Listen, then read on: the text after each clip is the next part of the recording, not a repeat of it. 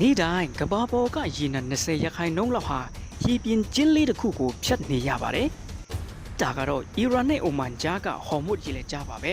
။အကျဉ်းဆုံးနေရာမှာ20မိုင်ပဲရှိပေမဲ့တကယ်တမ်းတင်ဘောတွေတွားလို့ရတဲ့လမ်းကတော့2မိုင်ပတ်ချာလဲပဲကျေတာပါ။ဒီလမ်းကြောင်းလေးထဲကနေနေ့တိုင်းရေနံတွေအများကြီးတည်နေရပါတယ်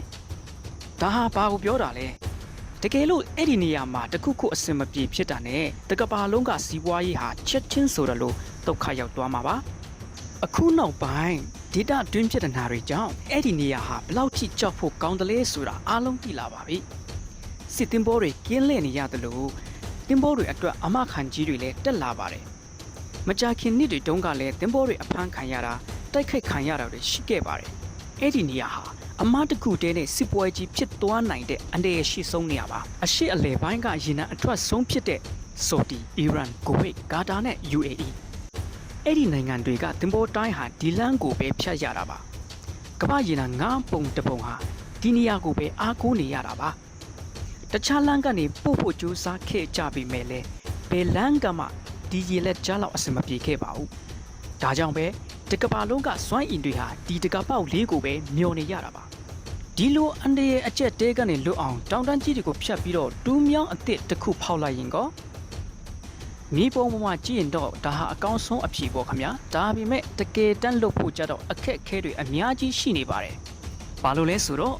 အဲ့ဒီနေရာမှာတဲကန်တရားမရှိပါဘူးအယမ်းမြင့်တဲ့ကြောက်တောင်ကြီးတွေပဲရှိတာပါတူးမြောင်းဖောက်မယ်ဆိုရင်တော့ဒီတောင်ကြီးတွေကိုတွင်းဖောက်ရမှာပါရေနံတင်တင်ဘောကြီးတွေတွားဖို့ဆိုရင်လည်းတူးမြောင်းကလည်းအကြီးကြီးဖြစ်ရပါမယ်ကြောက်တောင်ကြီးတွေကိုဘုံခွဲတူးထုတ်ရမှာဆိုတော့ကုန်ကျစရိတ်ကလည်းဒေါ်လာဘီလီယံရာနဲ့ချီရှိနေနိုင်ပါတယ်။နာမည်ကြီးပနားမာတူးမြောင်းထက်တောင်အဆပေါင်းများစွာပုံကုန်ကြမှာပါ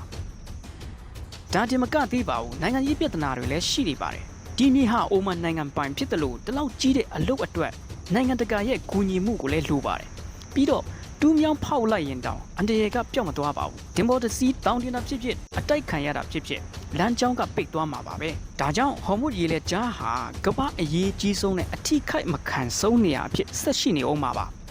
တောင်ကြီးတွေကိုဖျက်ဖောက်မဲ့တူးမြောင်းစီမံကိန်းကတော့အိမ်မက်တစ်ခုလိုဖြစ်နေအောင်ပါပဲကမ္ဘာကြီးကဒီလမ်းကိုပဲအားကိုးနေတဲ့ရွေးကတော့ကျွန်တော်တို့ရဲ့အနာဂတ်ဟာဒီရေလက်ကြားလေးပေါ်မှာပဲမူတည်နေမှာဖြစ်ပါတယ်